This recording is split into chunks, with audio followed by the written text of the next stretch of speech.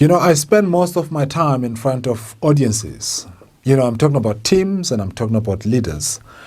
And there are many questions that keep on coming, which really excites me because, when these questions come across and then you are able to tackle them. And one of the recent ones that came through was from a group of leaders that I was working with. And the question was, what is the most effective way to get feedback on how we come across as leaders? So what is the most effective way to get feedback on how you come across as a leader?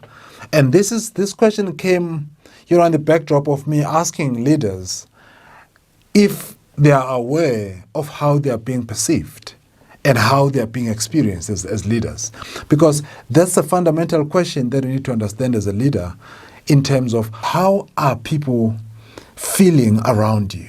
How are you being experienced in the workplace? Even as a person, when you look at, other social settings, but this one was more specifically in the workplace.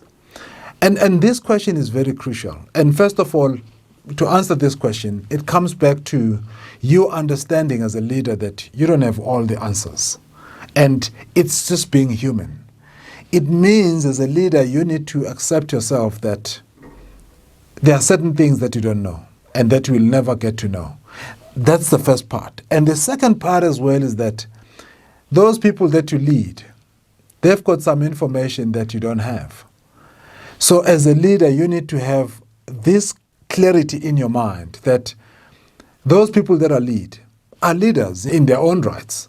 To engage us further on our services, keynotes, workshops, coaching and merchandise, visit our website velindaba.com.